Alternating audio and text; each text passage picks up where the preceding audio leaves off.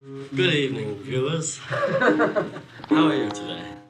You'd think that a Ringo Starr TV special featuring Carrie Fisher, Vincent Price and George Harrison providing narration would at least be watchable, but it isn't.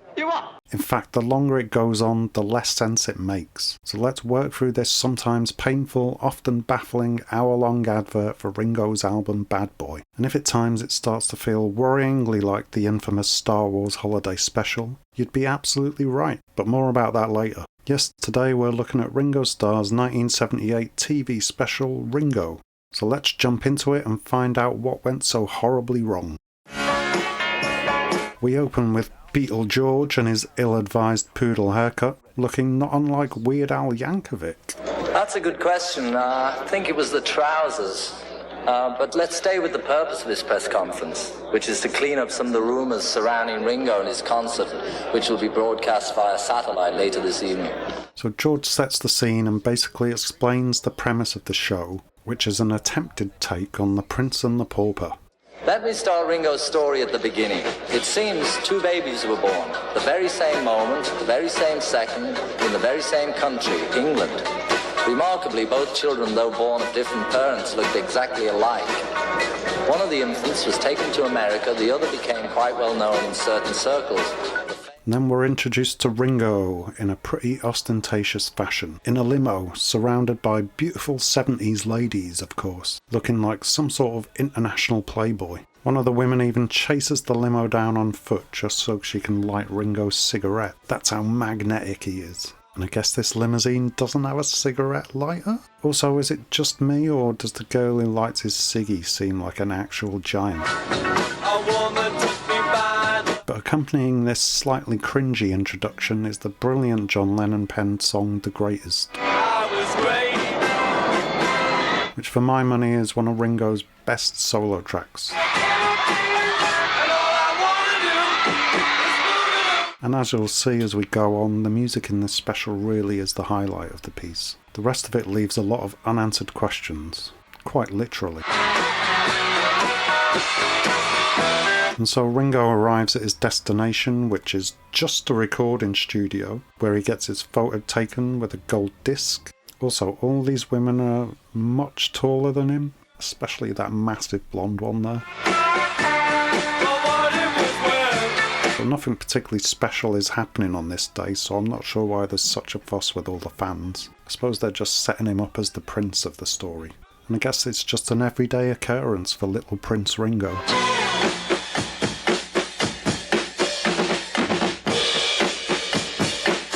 The song plays out and then we cut to Ringo's look-alike and somehow sound-alike, who's called Ognir Rrats. Do you get it? Do you get it? It's Ringo Starr backwards. I'm afraid I don't understand. Map to the stars' homes, watch where they live and see where they died. And yes, Ognir is the pauper of the story. And we can tell that Ognir isn't as cool as Ringo because he's got glasses on. I guess Ognir is supposed to be a proper loser because he's selling maps to the homes of Hollywood stars. But I just want to say, like, what's so bad about that? It's a pretty decent job for a pauper. It's not like he's unemployable. He's got a job, for God's sake. How about Joey Bishop? We get some bad jokes from some nuns, and then some surfers, who may be the most believable characters in the whole thing. And they mock him for being a nerd. I've been busy. Busy? You call selling maps on a street corner busy? Hey, come on, you guys, lay off. Of course he's busy. Takes up most of his time being a nerd. So anyway, the surfers drive off and destroy Ringo's sign. Ognir's sign, which he inexplicably left in what I'd call a curb stomping position. And this makes Ognir depressed enough to start singing about it. A song. I'm feeling down. I'm feeling blue. And here the pattern for the special is established. There's a few bad jokes, if you can call them jokes, and then a tangentially dubious song, and that sequence repeats until the end of the whole ghastly affair. They're gonna put me in the movie. We get another nice nod to Ringo's time in the Beatles here with a version of Act Naturally, which he sang on the Help album. It's Seems a bit upbeat considering that we just came off a scene where Ognir was seemingly in the midst of a bout of depression, but we find ourselves in a dream sequence with the nerd fantasizing about becoming a singer and an actor. And is he supposed to be Spider-Man in this window? Is that supposed to be some kind of Spider-Man outfit or some kind of Superman outfit? I don't know. It's best not to try and make sense of these things.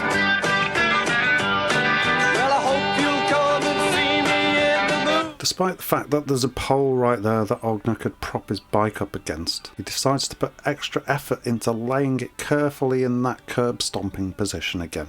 I wonder what could possibly go wrong here. I bet it's hilarious whatever it is. Oh no, would you look at that? It got run over by a school bus. That driver even turned a bit to get it. Did you see that? What a bastard. And then we go to the ads where we have a Back to the Future advert. Nah, not really. It's not even an ad for the DeLorean, which wasn't even out at this point. Eagle-eyed viewers will notice that this was the prototype version of the car that looked a bit different from the one that was actually released. Inside, what you see might be the controls of some exotic spaceship. But this is actually an advert for a car sound system from an audio company that I've never heard of, called Craig. Such an inspiring name for an audio company. It's an electronic digital clock when the radio is off. The amplifier and graphic equalizer produce 72 clean watts of power. And there were lots more adverts on this recording, by the way, but this was the most interesting one. The rest were all Pepsi and Datsun and more Craig adverts. If I talked about them all in this video, it would end up being feature length, so I'll spare you the torture. We come back to the show with Ognir arriving back home with his bike that actually seems perfectly fine now, considering it's being crushed by a bastard school bus. I mean, the bus was a bastard, or the driver, not that the bus was from a school of bastard children. That would be a bit weird. Anyway, climbing a ladder to get into your own home is obviously a very, very funny joke that we can all relate to. Once inside, Ognir is confronted by his dad, played by Carney, who is a familiar name, but he's probably more well known to Americans. You can't afford anything! But people might know him best from things like The Honeymooners TV show from the 50s, the Star Wars Holiday Special, yes, that abomination, more on that again later, and The Last Action Hero, which was Carney's last appearance on film. For some reason, he's exceptionally unkind to Ognir. He's harassing him for being in his bedroom but not being asleep, which he seems to find really weird. And then he steals Ognir's hard-earned map-selling wages, apparently to pay for food and board, and entertainment. I'm guessing this is another attempt at one of those jokes that aren't funny in any way. Entertainment? And I did it my way.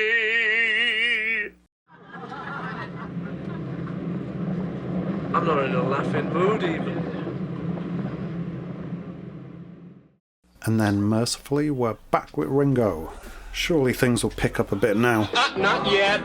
Wait a minute, that's John Ritter from, well, too many things to mention, really. I mean, just look at this IMDb list. Marty, I'm exhausted. I just need some sleep. He's one of those actors like John Candy, who's always good whatever he's in, but was gone too soon and is very sadly missed. And he was actually funny. Maybe this thing can be saved after all. If only Ringo could muster some enthusiasm for his own special, though. Now, you gotta do some TV shows, right?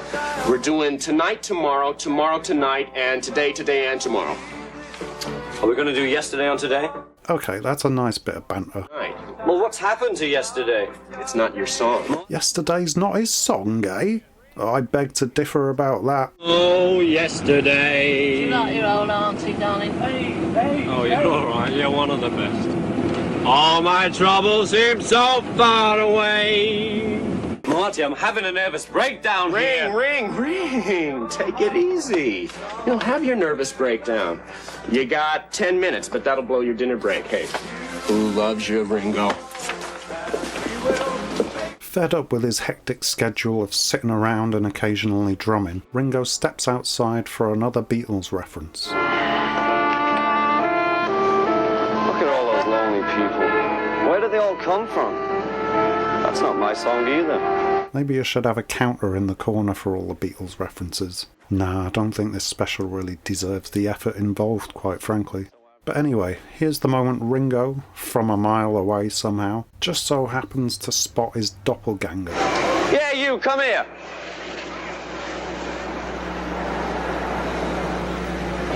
That's okay, let him by. Oh, and speaking of Back to the Future earlier, we get some solid duplicate Ringo action here. Also, Ringo, the actor, not the character, seems to perk up a bit when interacting with himself. What's your name? Ognir Rrats. That's a nice name. I'm Ringo Starr. The Ringo Starr? Maybe his friend Peter Sellers gave him some tips on how to pull it off. He's acting his socks off here. He can do confident and nerdy all in the same scene. Don't encourage him. Sadly, this is about as good as it gets for the performances though, and any actual real interest that's generated. So Ringo takes Ognir into the studio and hatches a plan to swap places, so he can have a break from the privileged position he's earned in the music industry. Just go on holiday, bro. Then Ringo takes the opportunity to literally insult the intelligence of his doppelgänger that he's never met before, so doesn't really know how intelligent he is or isn't. Ognir, you're an average man with average intelligence. Well, almost average intelligence. What do average people like you do for fun? Well, most of the kids I know cruise up and down the boulevards looking for something to do. Whoa, wait a minute. Kid? Is Ognir supposed to be a kid?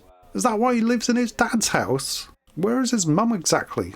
And didn't weird George Yankovic tell us that they were born at the exact same time at the beginning? And Ringo was 37 at this point, so I don't know why they're portraying Ognir as some sort of teenager, but Ringo is still just almost 40. I mean, what is this character supposed to be? Kid. Gah. What if someone asks me something? That's okay. If anyone asks you anything, you just say you're on a break. Then we get a brutal segue into a pointless and unfathomable Yellow Submarine dance sequence featuring Ringo and Ognir, but at least they acknowledge how silly it is. Life's rugged seas. We all live in a yellow submarine. There must be an easier way than this to get into a number. The sequence itself is fine, I guess, if you like dancing. But it seems to be some kind of humanity was born in Africa message, which I'm not sure how that relates in any way to the plot of this special, or Yellow Submarine. But we do get Ringo dancing with himself, which is something, I guess. You can get him to do anything. Anything. I wonder if they created an actual Ringo mask for this other actor. The doppelganger bits aren't actually that bad, to be honest. But this sequence is over quickly enough, thankfully. And by the time the dancing is ended, Ringo and Ognir have swapped clothes, and Ringo somehow struggles to get out of the studio, which he's presumably quite familiar with. Hey! By the way, how do I get to that boulevard? You just turn left when you go out the door. Okay, be seeing you.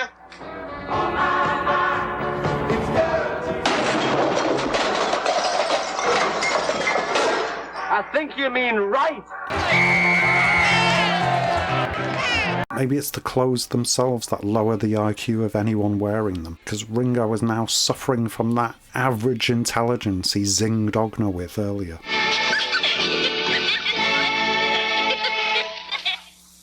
And so, Ringo begins his adventure into Ognir's world of the normal and average. Then Ringo, as Ognir, walks out onto the set of Grease, apparently, and meets Kinnicky, who mocks him and then for some reason allows this nerd to borrow his car for a bit of cash. I'd love to take this car out and see what it can really do. Because it's definitely a good idea to hand over your property to someone who you just took the piss out of. Good thinking, Kinnicky. Well done. I see you're suffering from average intelligence as well. Maybe this'll change your mind.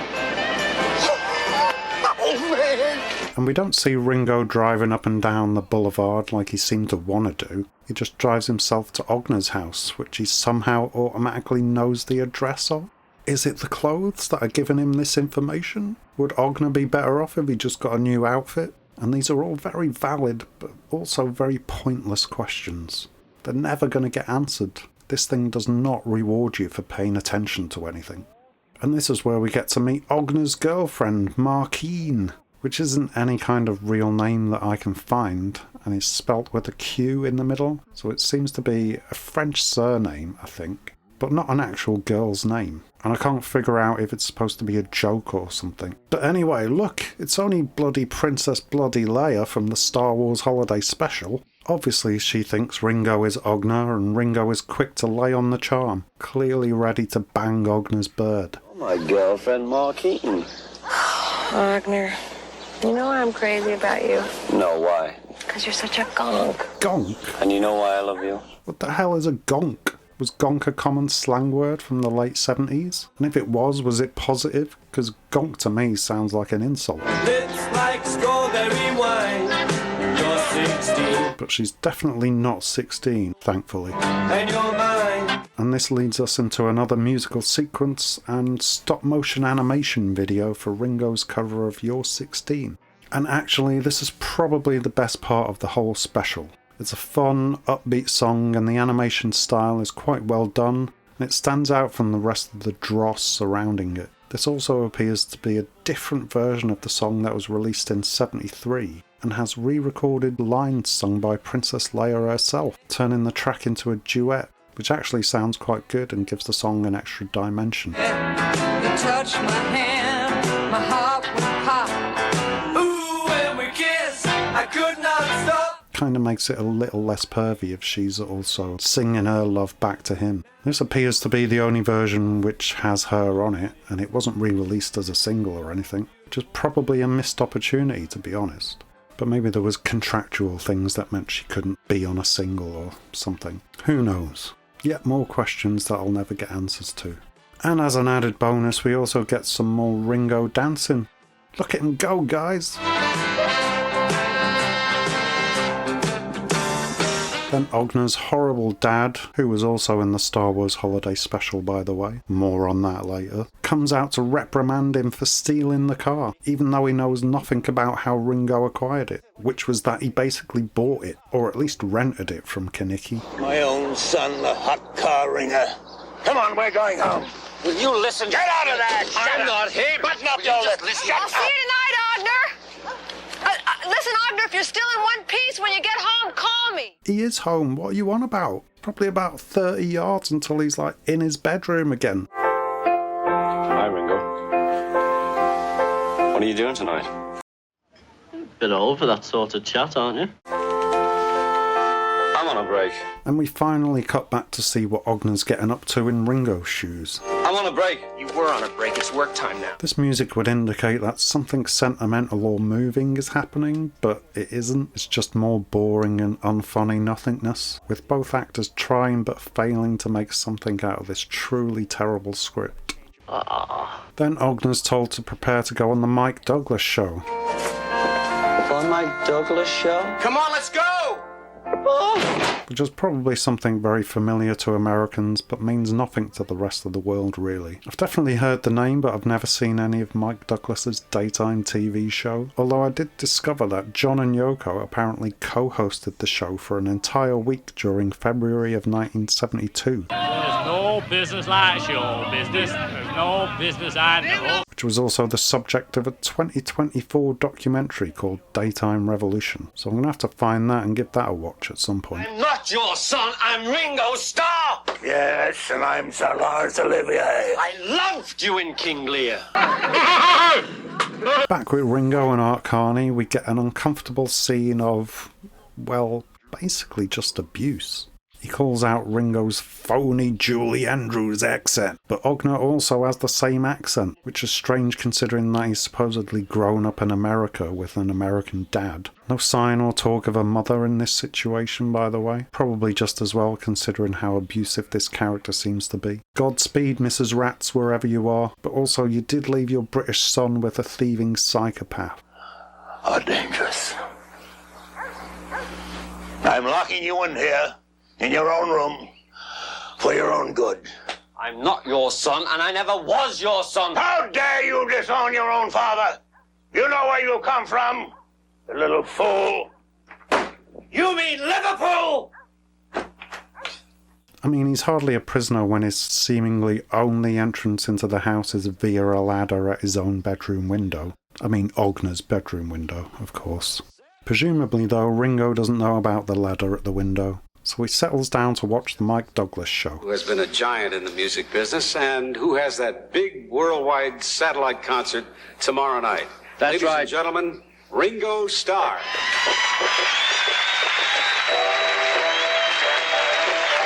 Come on.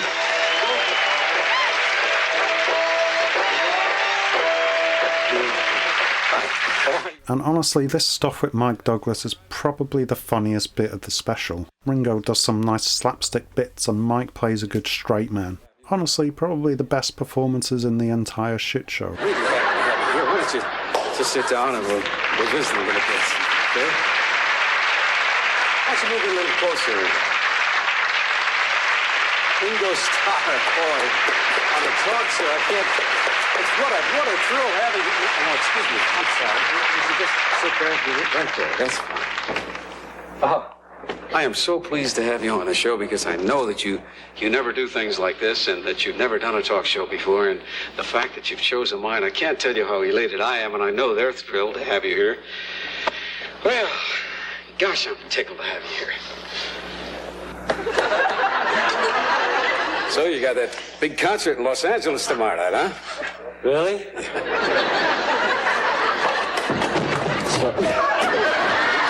Then Ringo suddenly realises that having a doppelganger with average intelligence take over his life wasn't such a brilliant idea and decides to escape from Ognir's bedroom. But how, I hear you cry? Well, he says he's going to dive out the window, of course. Just gotta get out of this place.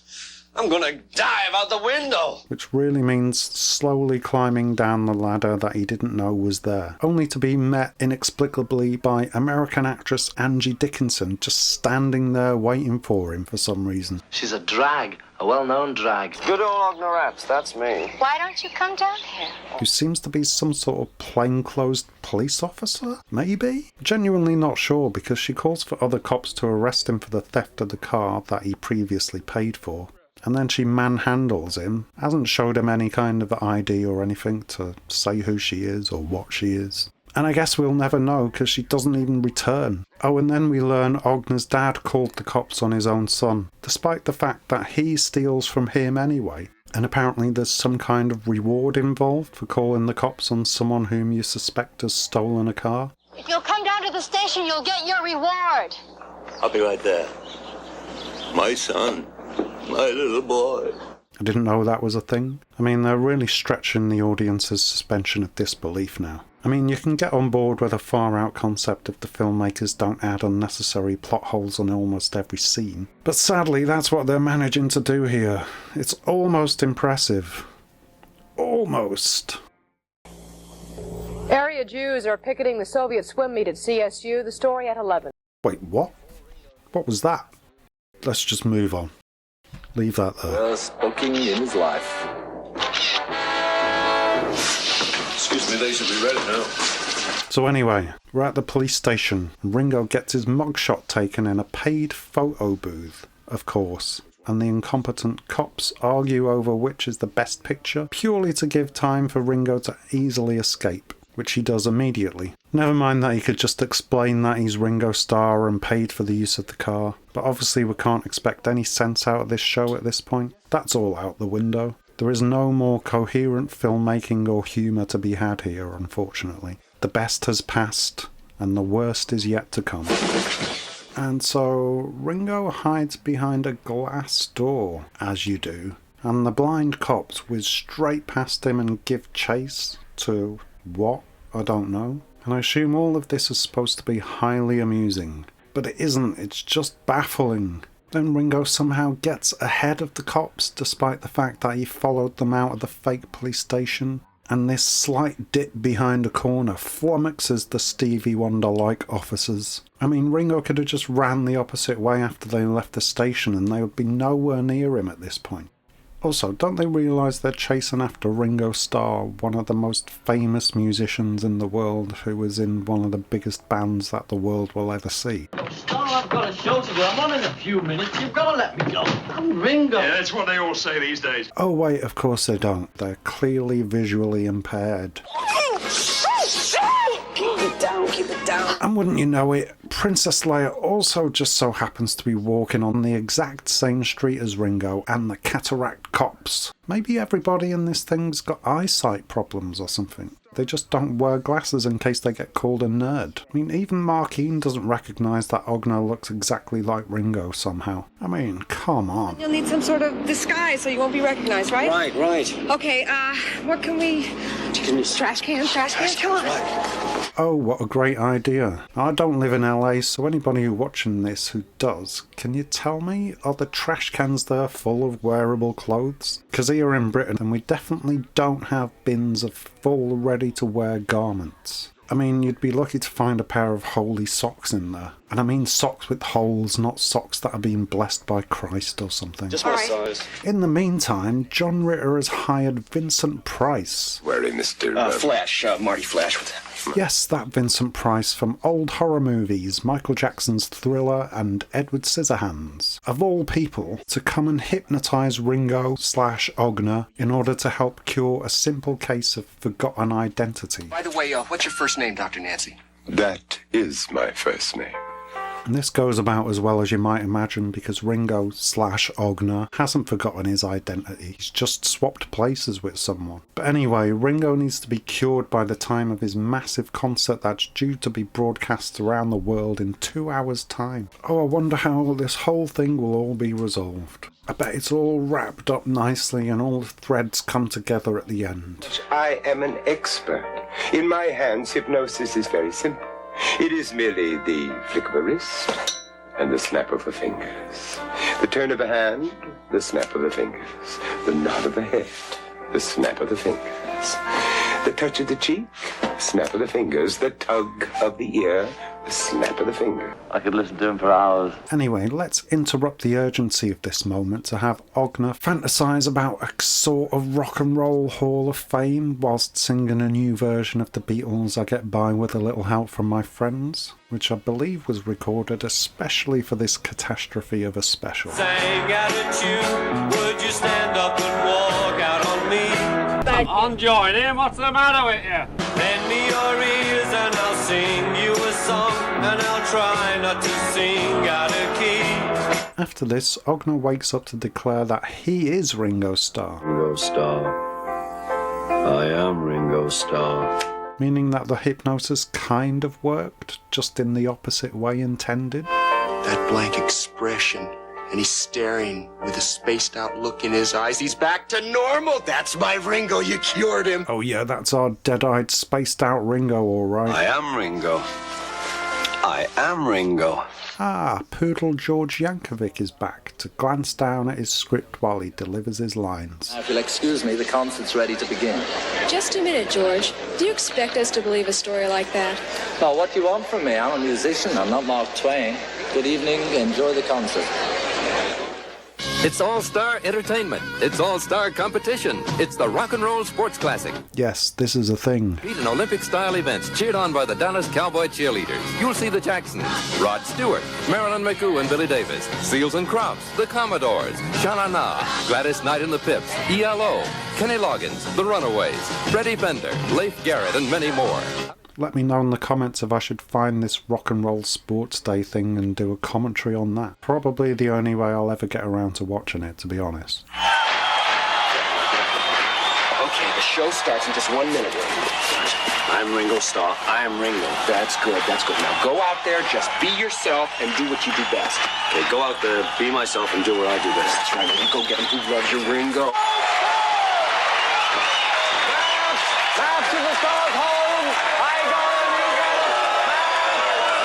As far as the crowd is concerned, surely if logic exists at all in this universe, Ringo has just come out before the concert to do a funny bit, which if it happened in real life would actually be funny. The crowd would laugh and cheer. But here in Star Wars Holiday Special Universe, the crowd just jeer because clearly that's just a super nerd with average intelligence, and not the very sexy and charismatic Ringo Starr with his superior intelligence. Then finally the real Ringo turns up, explains that there's two of him, which is easily accepted by everybody, and he offers Ognir a job as his road manager because he sells maps. Then you weren't kidding. Your name is really Ognir Rrats? Markeen, it's me. Didn't you miss me? Well, yeah, I mean, if I'd known that the guy I was with wasn't you, I would have missed you very much. Wait a minute. Two guys with a face like that? Oh, come off it. It's only a joke. Come on. Well, let's get the show on the road. Hang on. You're not going to go out there in that dress, are you? Oh, why? It's a little plain for you? Trainee head. Ognir, I've got a job for you. How'd you like to come on tour with me? Do what? Well, since you know such a lot about maps, you could be my road manager. Because selling maps is exactly like being the road manager of a very famous musician. Obviously. Duh. And then John Ritter has a quick pocket wank as Ringo gets on with the gig like a pro.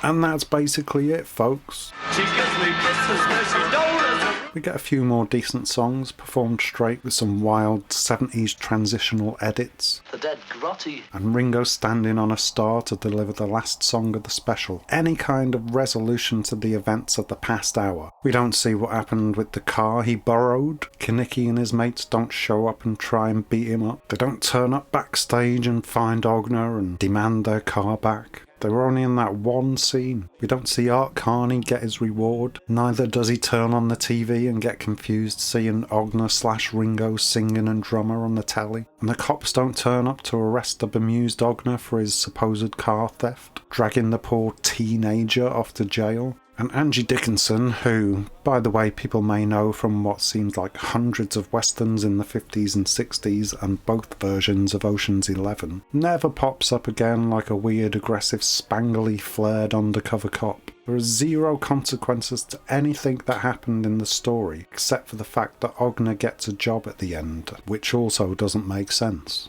Rubbish though, isn't it? And yes, this abomination was written by one of the writers of the Star Wars Holiday Special, as I'd hinted at earlier. And it's also the same guy, Pat Proft, who along with various other co-writers went on to create the Police Academy series, wrote on the Naked Gun films and Real Genius, that Val Kilmer thing which I remember being awful. He wrote the Hot Shots films starring Charlie Sheen, High School High, the Leslie Nielsen version of Mr. Magoo, and even a bunch of the Scary Movie films. And even though a lot of them are quite bad, they are definitely much funnier than this humourless endeavour.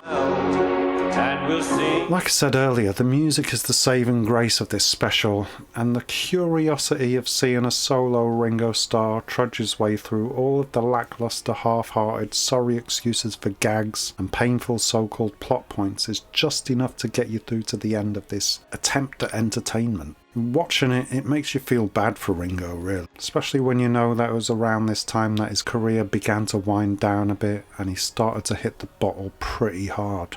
Unfortunately, it's not in the so bad it's good territory, like some of Pat Proft's other projects that I mentioned. It's mostly just boring and confusing. But the You're 16 video stands out like a shining diamond atop a literal pile of shite, and still holds up today as a classy little piece of pop art. If you really love Ringo, then it's probably worth a watch just for some of the songs. But other than that, I wouldn't recommend it at all. It's kind of annoying. Anyway, that's all I've got for this video. Thank you for watching. If you got to the end and enjoyed my commentary, if that's what you'd call it, then please like and subscribe. It'd be unnatural if you didn't. Because I'm going to be talking about more Beatles related films in this format in the future. I might do McCartney's Give My Regards to Broad Street next. Oh, by all means, I'd be quite prepared for that eventuality. But I'm open to suggestions, so please add them in the comments below. And until next time, take care of yourselves, and peace and love. Peace and love, peace and love, peace and love, peace and love.